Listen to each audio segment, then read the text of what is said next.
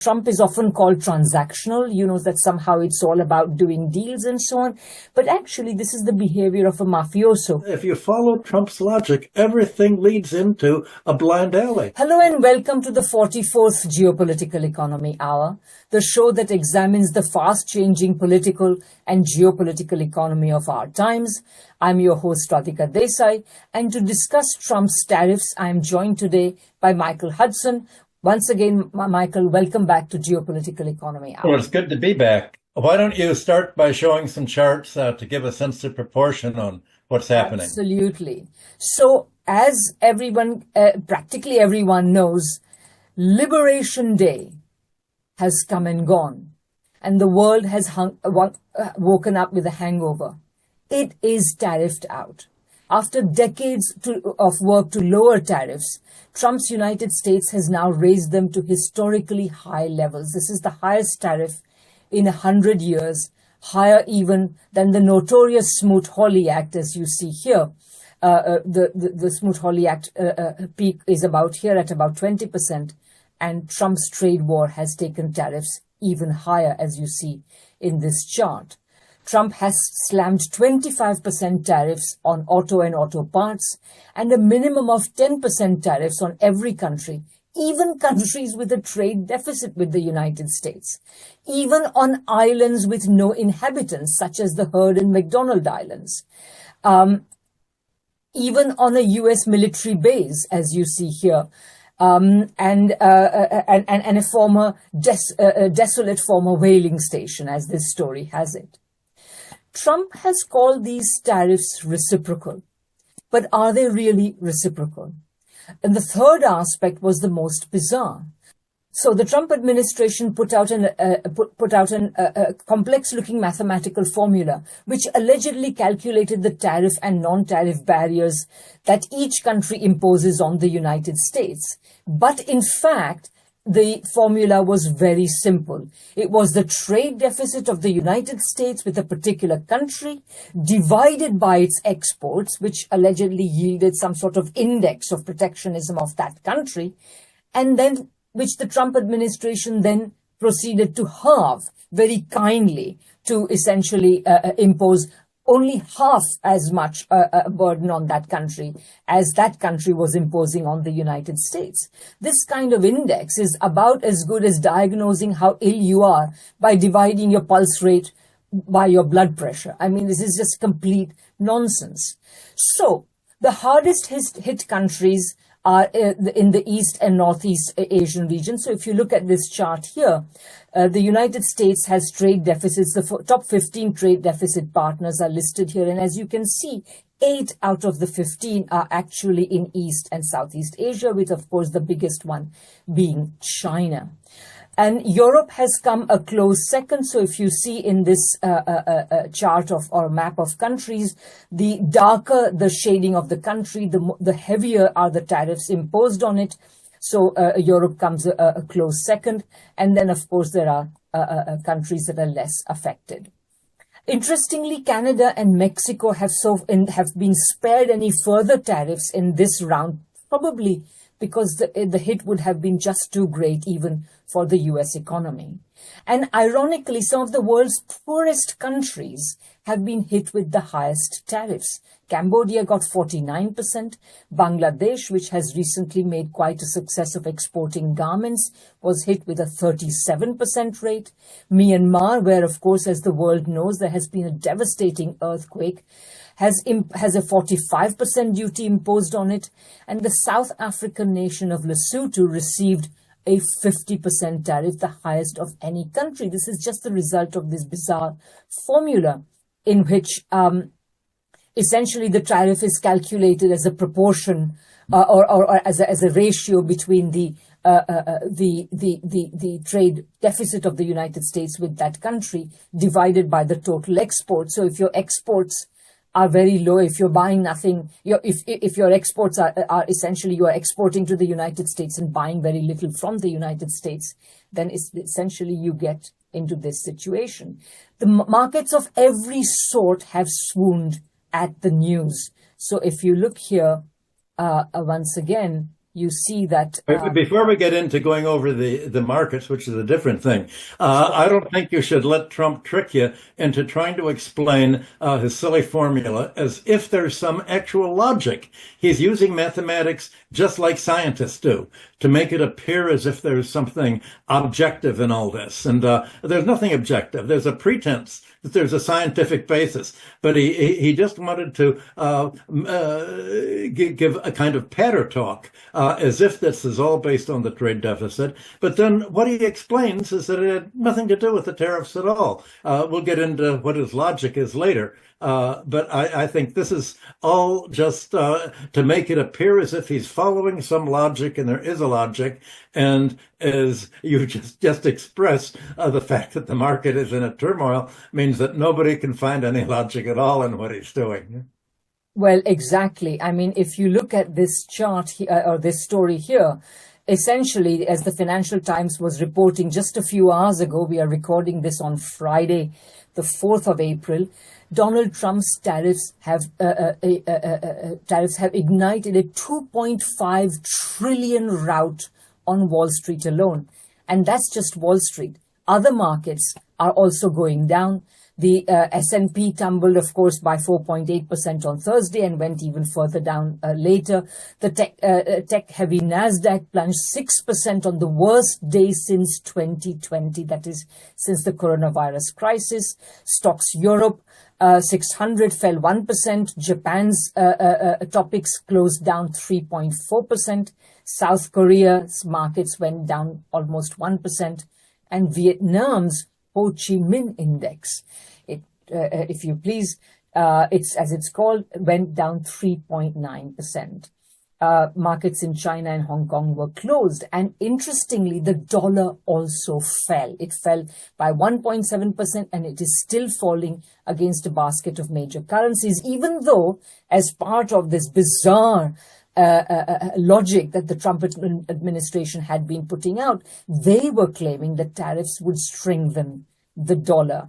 And indeed, one commentator, a currency strategist at a major bank, was quoted as saying the collapse in the dollar is a loss of confidence in dollar-denominated assets in general. And he added, it's a vote of no confidence on the first 100 days of Trump. Now, this is an interesting comment, which refers back to many other shows that Michael and I have done, in which we have talked about how the value of the dollar has absolutely nothing to do with trade and everything to do with markets in dollar-denominated financial assets. And this, we can go back to that some other time.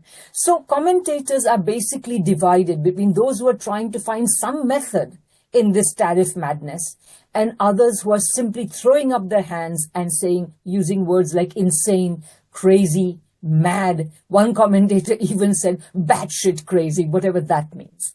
And if this were not enough, the Trump administration has made it clear that it is all of these moves that were made on the 2nd of April are simply an opening gambit. He's looking forward with, of course, great relish, knowing Trump, to, as he put it in his speech, all foreign presidents, prime ministers, kings, queens, ambassadors, and everyone who will soon be calling to ask for exemptions from this tariff. So, to my mind, Trump is often called transactional, that somehow it's all about doing deals and so on. But actually, this is the behavior of a mafioso who softens up his opponent by pummeling them first, giving them a good beating, and then negotiates with them. This is exactly what has happened. And so what Trump has done is that he has massively increased the uncertainty in the world economy, in the US economy in particular. And the claim, therefore, that somehow this is going to reignite a wave of investment and productive expansion in the United States is complete rubbish. If you are simply prolonging the uncertainty, people are not going to invest. And moreover, the retaliation has started. China has just threatened to impose on the 10th of April. So they've given Trump a window of time to back down. But on the 10th of April, China was hit with a 54% total tariff, of which 34% was added in the last round. So China is imposing 34% tariffs on on the United States beginning on the 10th of April. It has also banned exports of various rare earths from the United States, and of course other rich countries are also bracing for the fact that whatever the world cannot sell to the United States, they will now try and find markets for in the rest of the world. So essentially, it looks as though Trump has inaugurated a global, worldwide trade war. So, Michael, what do you see a method in this madness? What Trump is saying is the problem's not simply that other countries have tariffs on it. The fact is that they're cheating us by manipulating their currency. And by manipulating their currency, what he means is that they're taking their export proceeds, especially countries like Taiwan and China that export a lot, and they're recycling these and by buying U.S. Treasury securities, by buying dollars. Why are they doing this? This is how the financial system has been structured since 1971, when America went off gold. If Taiwan, China, Europe, Germany does not recycle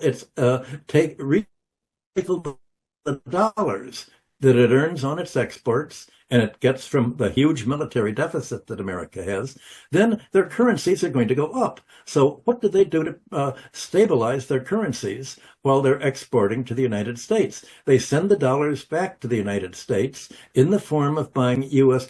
Treasury securities. And that is why the growth in international trade reserves has been consists of U.S. Treasury IOUs. The result, this has been called America's exorbitant privilege. Once America went off gold in 1971, foreign central banks don't have an opportunity to buy gold or anything except really Treasury securities. And so the United States can keep spending militarily abroad. It can buy up foreign industry. It can run trade deficits while it deindustrializes. And it's just running up these debts to foreign countries that can't be repaid.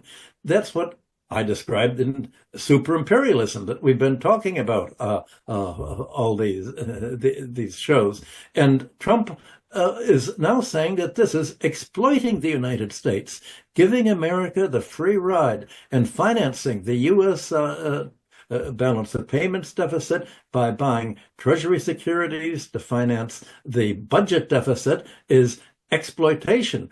It's as if what he wants to do without realizing it is to destroy the whole source of American financial imperialism. He's asking other countries de-dollarize.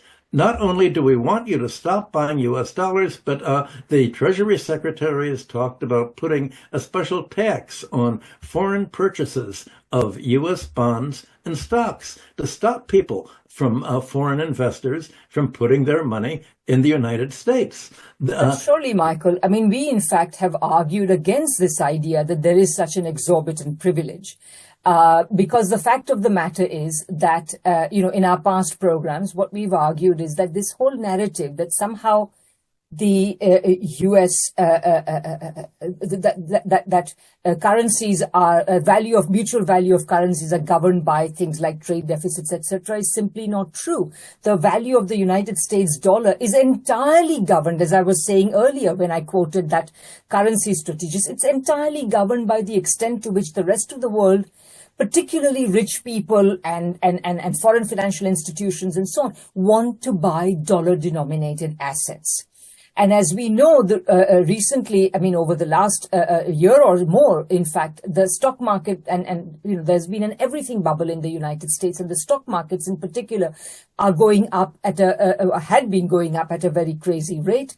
And all of that was driven by this expectations around technology, artificial intelligence, blah, blah, and so on. The Magnificent Seven were basically powering the rise of the stock market. So it is that. It is not the deficit. So I think what you are saying merely adds to the kind of mumbo jumbo that's been that's been put about by the Trump administration about why it is engaging in this tariff behavior, right? So in that sense, the valuations of the currencies, if Trump wants to really deal with the fact that the dollar is overvalued, he should simply prick the asset bubbles.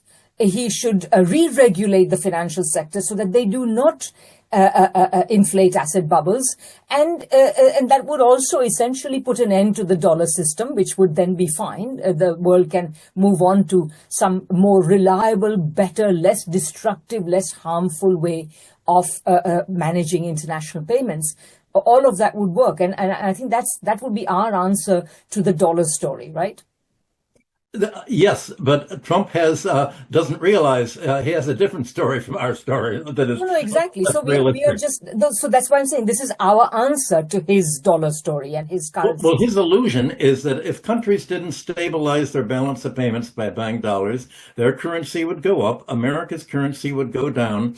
And he said, that's what we want. We want a lower dollar. Because if we have a lower dollar, somehow this will make our industry more competitive. Now we can export our high-speed trains at a lower price against China's high-speed trains. But, we don't produce any high-speed trains. We don't have the range of industrial exports to export that can be somehow less costly. That's what's so funny. Exactly. And, there's also some other very absurd things that are going on. So apparently, there have been huge tariffs that are imposed on countries that export coffee and chocolate. Now, you're not going to be able to grow coffee and chocolate in the United States. It's not like by putting tariffs on coffee and chocolate, you're going to spur the farming of coffee and chocolate in the United States. So this is just absurd. And, the other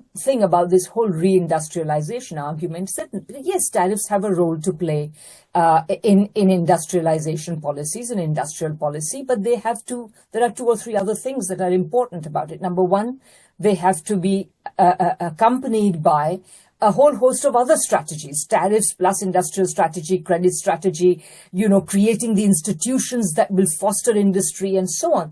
None of that is part of this. So that's one big hole in the reindustrialization of the United States argument.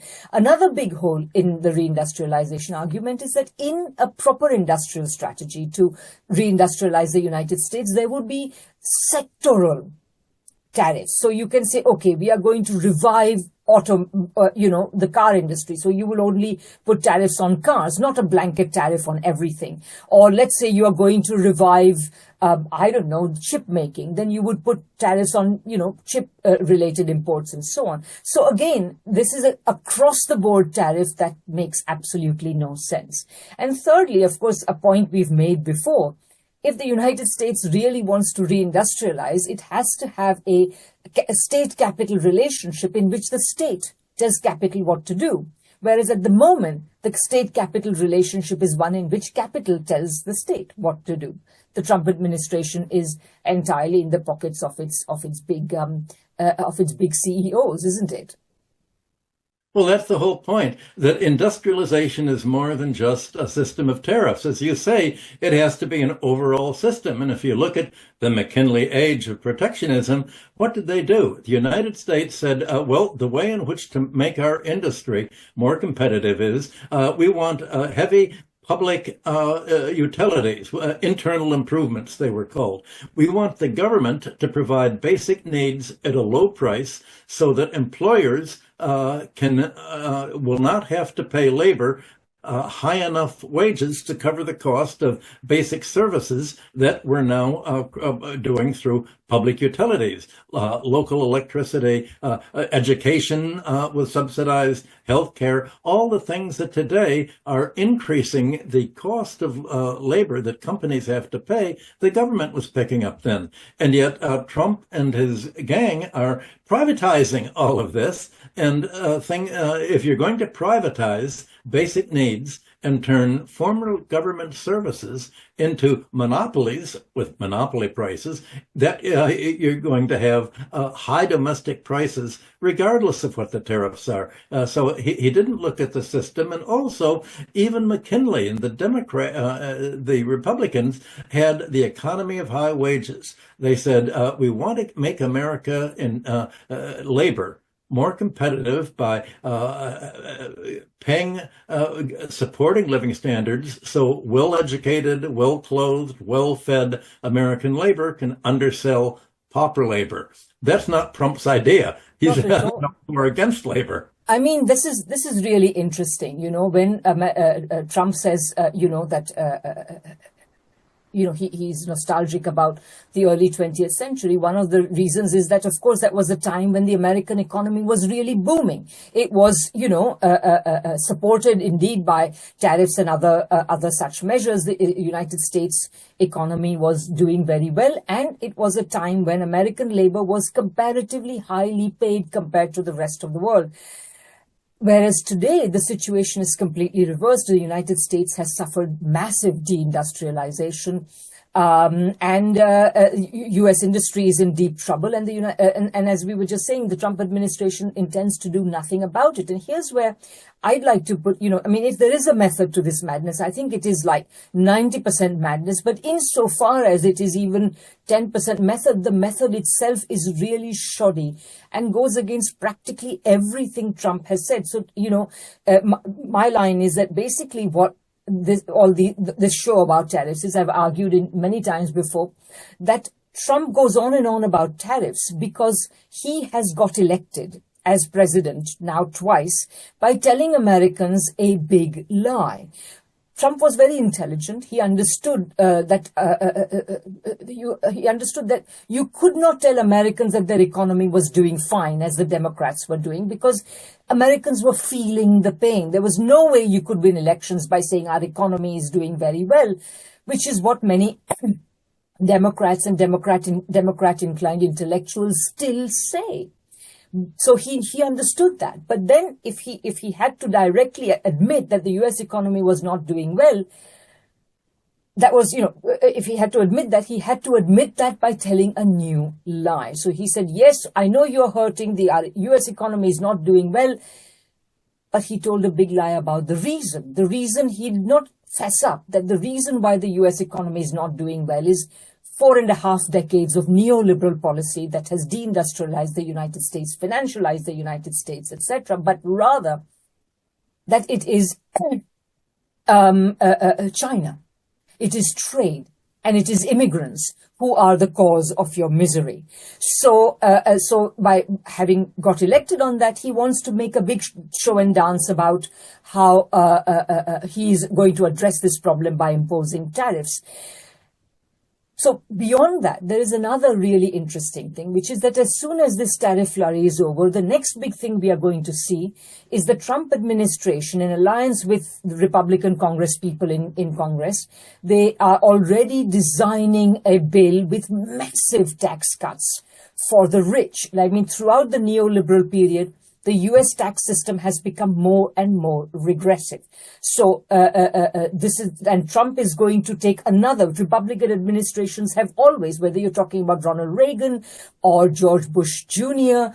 or Trump, every one of them have reduced taxes for the rich. And part of the justification of this is going to be that tariffs are the income from tariffs will compensate, will pay for these taxes. So that's why, Trump is nostalgic. So let me just share a screen and show you a very interesting chart that I've found. Trump is very nostalgic about the early 20th century. This is just from Wikipedia, and it shows how until about the early 20th century, when income taxes, which are in red here, began to be imposed, basically the bulk of US government revenues, federal government revenues, came from tariffs. And since then, we've had the imposition of income taxes and payroll taxes, which have reduced the share of tariffs next to nothing. So that's what he wants to go back to, is this idea is that somehow tariffs are a tax on foreigners. We'll come back to that point. But basically, he's going to use the expected tariffs from tariff revenues as a justification to give an even bigger tax cut to the rich. Meanwhile, the real cost of tariffs, insofar as they are effective, insofar as tariffs are paid, which is another question, but insofar as tariffs are paid, they will be paid by ordinary American people. So ordinary Americans will experience essentially a tax on them through the increased prices of the commodities they buy, the necessary commodities they must buy in order to live. And they will pay for the big tax cut that's going to come for the rich. I think this is the real secret of, if there is a method to the madness, that is the method. Well, actually, not all tariffs are paid by consumers, because there's two kinds of trade. One is the imports of just consumer goods from other countries. The fact is that a huge proportion of American imports are from foreign affiliates of U.S. firms. This is the problem with Canada. Trump has postponed until May 3rd the tariffs on auto parts and things. The United States has 1 month in order to build 5 years of factories, to build its own auto parts companies, to hire its own labor to produce the auto parts that's done from Canada. 1 month. China could do it, maybe. But how long is it going to take to replace the Canadian auto parts manufacturers with American auto parts? You have to have planning permission. You have to have sites. You have to have supply lines, electrical power supports. You have to have labor. They've left out the time element. It's as if in 1 month, America can, poof, all of a sudden we're reindustrialized. So this is Trump's plan, 1 month industrialization. Well, I think So I just wanted to interject very briefly that the month is also there so that all the affected parties can go, either they can shift their purchase, they shift production here if it's possible. And if not, they can seek exemptions. There will be a whole slew of exemptions that will be sought and given. Well, the question is, how much will this be? Yesterday, Apple's stock was down 9% because they get all of their iPhones and other things from China. Now, how can they replace what they're producing in China now? If they don't have an exception from all this, how can they replace it with American industry? Well, the only way they would have been to have immigrant labor doing this kind of thing, because it's immigrant labor that makes the kind of things that America is buying from China. All of the things that Walmart gets, all the consumer goods has enabled Walmart to sell at low prices, made in China with very low paid labor. Well, the lowest paid labor you can get here is immigrant labor, because often you don't have to pay it and you can cheat it and say, well, you want to sue for it? Ha, we'll get you deported. The irrationality of this. And if he does what you suggest is logical, if he says, okay, we're not going to tax Chinese imports for parts that are used by our producers like Amazon or our car companies like General Motors, then it's so obvious that tariffs are explicitly only on labor, not for the class on whose income he's cutting, as you've described. So this is the class war put back in business so nakedly that I think that really is the theme of our show. And that wonderful chart that you showed, that's it in a nutshell. Almost I wish we could begin with that, because that is the whole setting. There once was an ideal time when only consumers had to pay for the government and not business. We want to go back to that. We want to free business from taxes, and the whole government's paid for by consumers. Well, if that's the case, then consumers are going to have to be paid enough by their employers to afford to live, while paying all of these higher costs. And if employers have to pay consumers enough to pay the whole cost of government, military costs and everything else, then the cost of production is going to be so far above the rest of the world that it's impossible. So if you follow Trump's logic, everything leads into a blind alley where it's completely impossible to be feasible economically. That's what's so hilarious about this. I mean, imagine how could you plot this if you were writing a Hollywood plot for a movie? I mean, it's almost like a science fiction. What's wrong with this picture? Absolutely. And, I mean, the thing is that what this is going to do is, over the last several decades, in any case, the United States' weight in the world economy has been declining. And this sort of tariff mayhem that Trump has created, this tempest of tariffs that Trump is imposing, is only going to accelerate that. I'd actually like to show another chart, which is really quite interesting. So this is a chart of imports of goods and services from selected countries. And you can see this first pie is from 2012 and this is from 2022. So you can see that the US share of world imports went down from about 18% to about 15 odd percent. And of course, in the couple of years since, it's probably gone down more. And you can see, of course, that that of others has gone up. So this is for imports. And if you look at exports, you see here, the US share of exports has also gone down from 12% to 10%. So essentially, the United States' role in the world economy has been shrinking. And there is a big reason why, even if many of these tariffs are modified, and they will have to be modified. There are going to be so many negotiations and exemptions.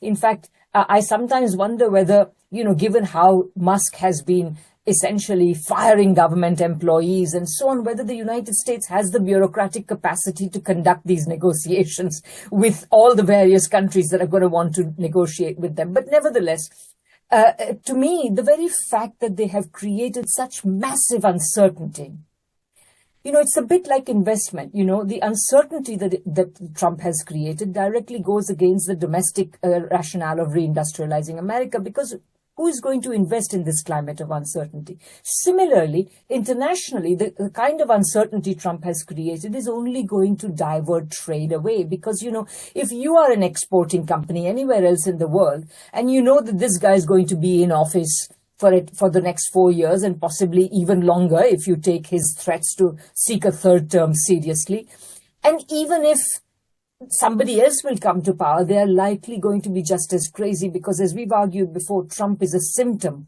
of the deep crisis of the United States, not the cause, not the solution, etc. So producers and countries are just going to divert and restructure their trade. And that process has already begun. So I'm reading in the newspapers, for example, that China, Japan and South Korea have been arranging meetings at high levels in order to increase their cooperation. And, up to now, South Korea and Japan have, the United States has moved heaven and earth to try to drive a wedge between South Korea and Japan on the one hand and China on the other. But now this will be very, very substantially reversed. And I have absolutely no doubt that Europe, Canada and many other countries will also be engaging in negotiations with the Chinese in particular, and also each other and rest of the world. So the whole of the rest of the world is essentially going to reorient its trade, essentially carve the United States out of their trade and economic relationships. Basically. That's a very important point. I usually don't like the word uncertainty when economists use it, because they say an uncertainty is risk and profits are a payment for risk. And it's all based on risk, and it's not risk at all, because it's not it's not that kind of a poker game. But the uncertainty that you're talking about is exactly what's happening. Suppose some country looks at the tariff list and says, well, we better relocate our factory in the United States. And then Trump says, well, wait a minute, we've just made a deal with this factory. They've agreed to sell some of my donors an electric utility or these things. We made a deal, so now we're rolling the tariffs back. America is not agreement capable. I mean, NAFTA led to all of this investment in Canada and the United States for auto trade. That's uncertainty. Everything's poof. America says, well, we can just Exactly.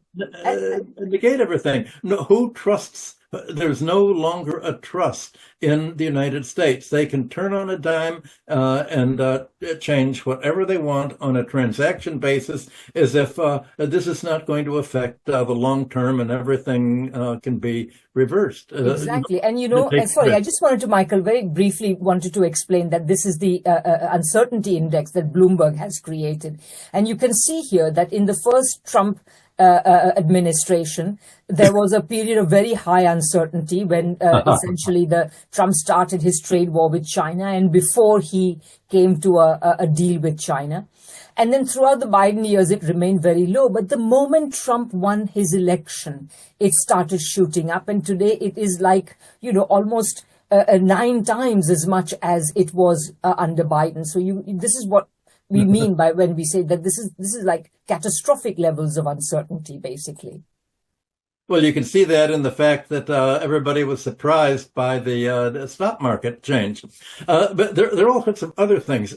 Suppose that there's a weaker dollar. That's going to have an effect on American investment as well, because if the dollar goes down against, say, the euro or the Asian currencies, that's going to make U.S. multinationals in foreign currencies higher in dollar terms. All of a sudden, if they continue to make profits in Germany, as if anyone can make a profit there, or Europe or Asia, then their earnings are going to be higher against the dollar, and that gives them an incentive to invest abroad.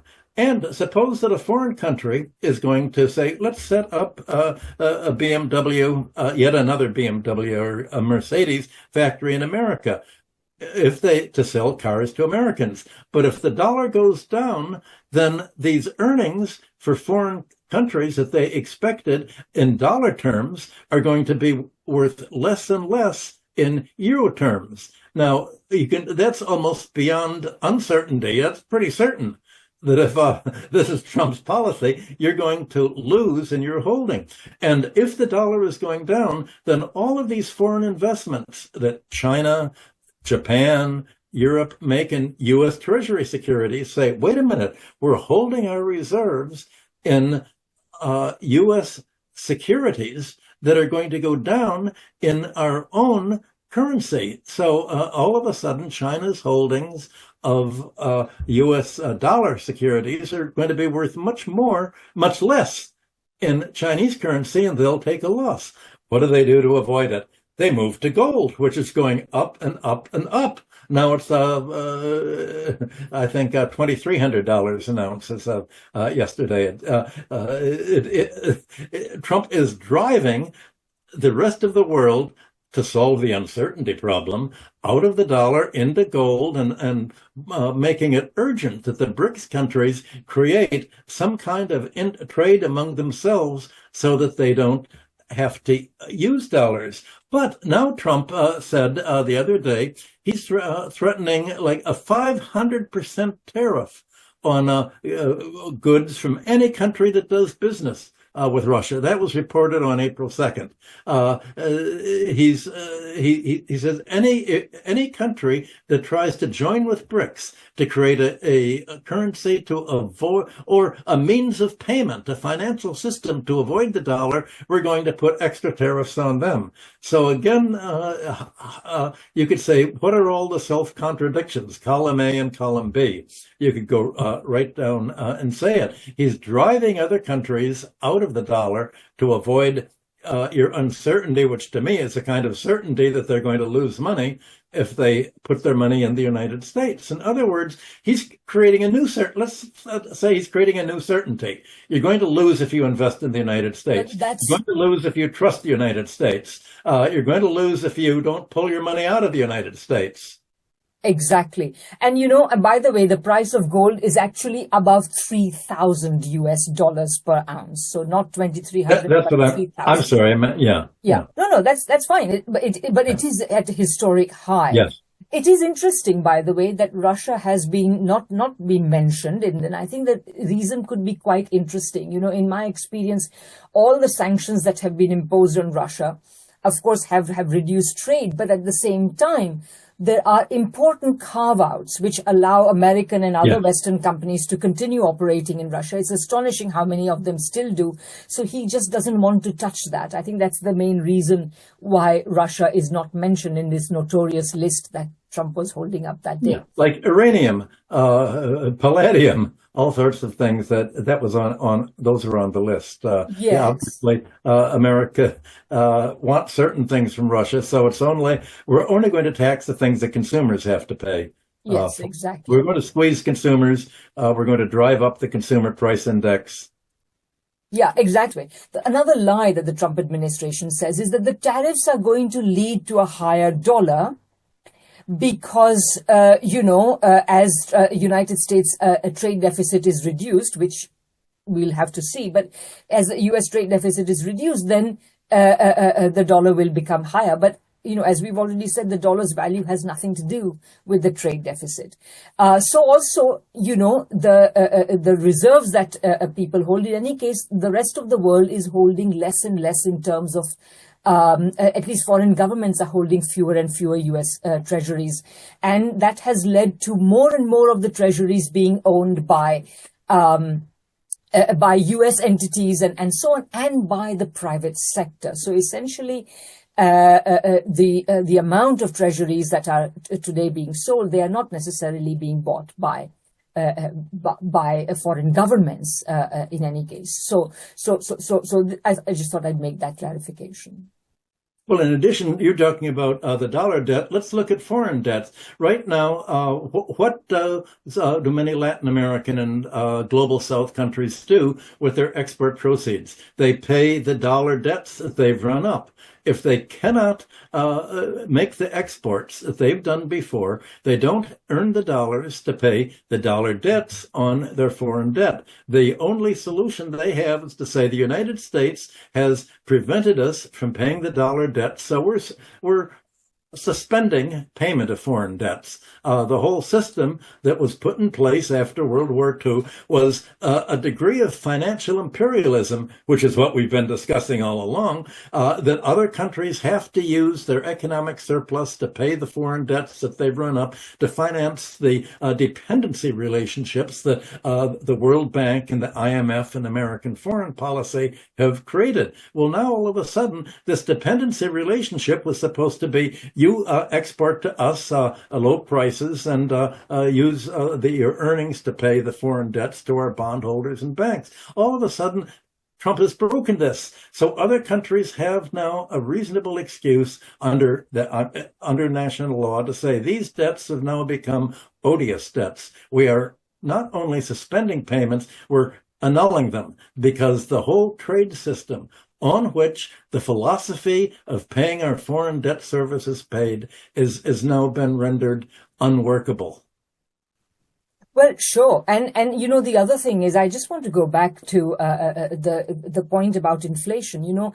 These tariffs are bound to be heavily inflationary. And of course, inflation is going to drive down the value of the dollar. This is inevitable in some sense, insofar as tariffs are actually paid, insofar as Americans continue to purchase foreign goods and these tariffs are paid, they're going to drive up the prices in the US, and that is going to put the Federal Reserve in a serious fix, because and it looks as though what's now going to happen is even though inflation will be higher, the Federal Reserve is going to use the excuse, which will be amply provided by developments, that is to say there will be a slowing down of the US economy. And so they will use the excuse of the growth slowdown to justify a lax monetary policy. So inflation will remain high. The Federal Reserve will not do anything to correct inflation. Go ahead.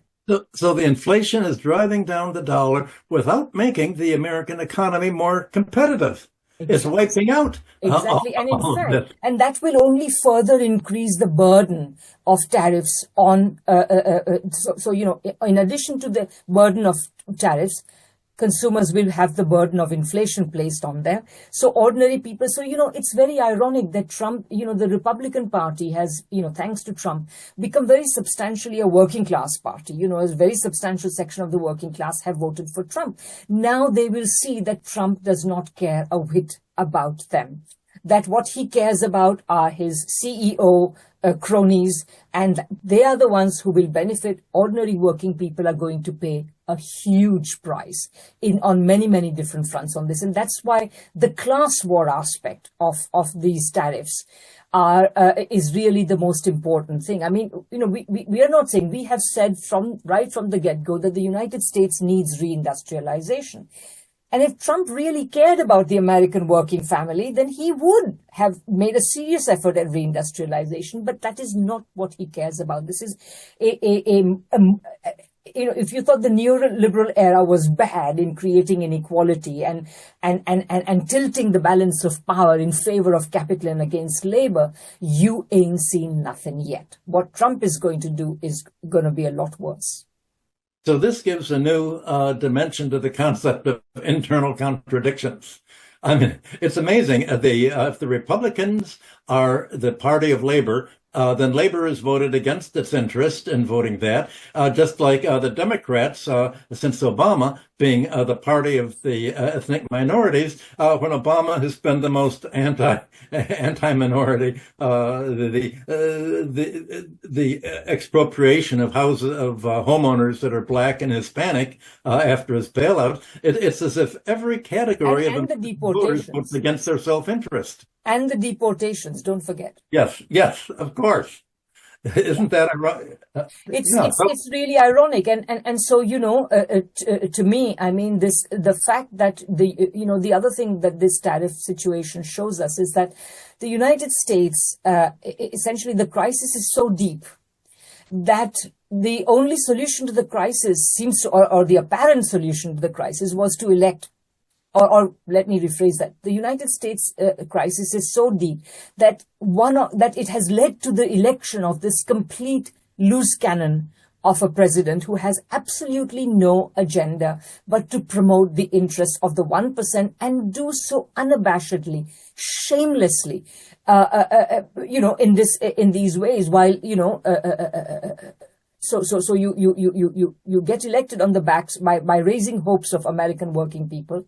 And then you get there, and you essentially get there on the basis of an ideology which says, on the one hand, to working people, we care about you and we are going to address your problems. But on the other hand, the solution to their problems is allegedly to tax rich people even less, to impose more and more of the tax burden on ordinary people, and essentially to allow CEOs to do whatever they want, remove the last vestiges of regulation that there were. Maybe that's the significance of this DEI stuff. The DEI, the diversity, inclusion, and equity, and so on.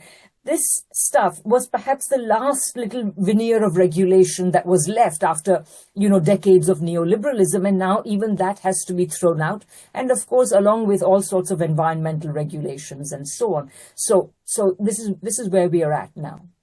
Well, half of America's population is reported by living paycheck to paycheck. And if their cost of living goes up, what's going to happen? There are default rates on credit card debt, automobile debt that are already at peaks. They're already high, yes. Housing mortgage debt is going to go under. So we're seeing a snowballing effect of debt defaults. Poverty gives new meaning to the idea race to the bottom. And, I wasn't going to show this slide, but I think I will. It's a very interesting slide. I want to say, that there is a sense in which, in one sense at least, what will happen to the rest of the world. I mean, the United States is going to have a really tough time one way or the other. And, and the Trump era will simply be a further chapter in the deep crisis of the United States that is going to make things even worse. But if you look at this chart, it's very interesting. I don't like the labels in this chart, but then I didn't make it. I'm just showing it. Some people at the IMF made this chart. So they are showing, from 1870 to 1914, you have, relatively high level of trade openness. Then it goes down in the interwar era, the Great Depression, the competitive protectionism of that era, and so on. And then it sort of begins to recover in between 45 and 80, and then in the neoliberal era it goes up even more. But since 2008, and probably a little bit before then, what you've had is really no great growth in the level of trade openness, so to speak. So this is a period that people have been calling globalization. But there are many interesting things about this chart. The first thing is that, the recovery of trade in the 45 to 80 period, which was the period of the highest growth that the world has ever known, it was not accompanied by a massive explosion of trade. The real secret of the growth of this period from 45 to 80 was that it was not trade dependent. Trade recovered because economies recovered, and economies recovered primarily by producing for the domestic market, not by through exports. So the export-led strategy was sponsored or encouraged in the neoliberal period. So that's really interesting. So now what we are looking at increasingly is a situation in which more and more the world is focusing on expanding domestic markets. And that's a good thing, because that means you're making the lives of ordinary people better off. So I think the rest of the world will continue on this strategy. They will, the growth was already becoming more reliant on domestic markets as a stimulus to growth. And I think this can continue, and it will have a good and beneficial effect on the rest of the world. So again, the rest of the world will essentially carve the United States out and allow the United States, except perhaps for Canada and Mexico, they will have a much harder task at that. But even they are beginning to talk about that. And the US will sort of continue its spiral of decline until it has better political leadership. I think that's right. When the United States officials talk about trade with Russia, they keep talking about trade as dependency, as if trade is a bad thing. To import, they say import means dependency. Don't import oil from Russia because, look, you're dependent on it in case it does something to interrupt the trade with you.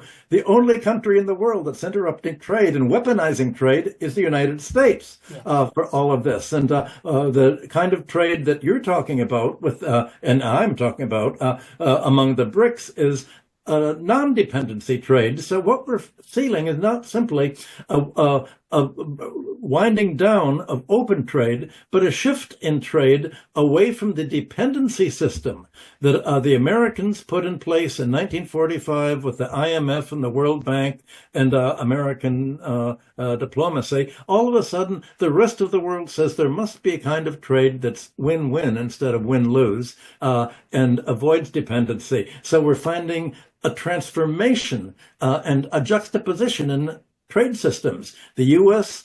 dependency-based international trade and the global majorities independent, self-sufficiency international, mutual gain.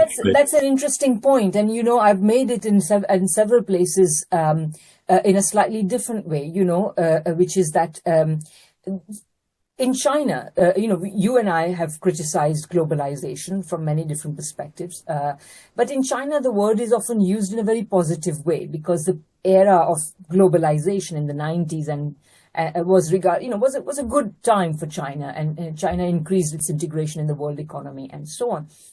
But what the West means, but there are two different meanings of globalization. What the West means by globalization is that essentially you remove all restrictions on trade.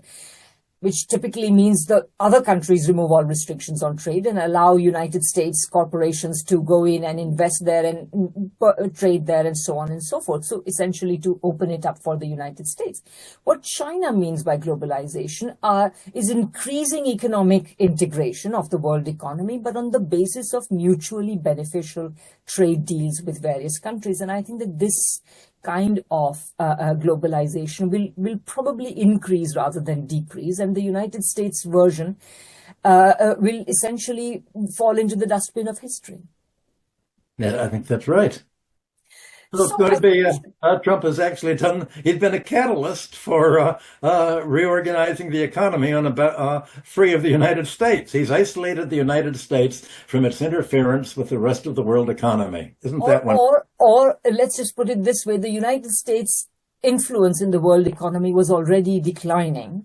And the irony is that anything that Trump is scraping the bottom of the barrel of measures through which it can rectify this. But in fact, everything he now does, I mean, these measures are so bad that everything he now does simply exacerbates the problem of the US's loss of influence. So this is where the United States is at today. I think this is the most spontaneous discussion of any of our shows yet. Perfect. So I think we will end our discussion here. Michael, if you want to say any last remarks. I've just said it. Okay, wonderful. So let's end here, and we'll come back soon. I think Michael and I also have plans to go back to discussing the dollar with you because there are some interesting new developments. So we will come back and discuss that another time very soon. Until then, bye-bye.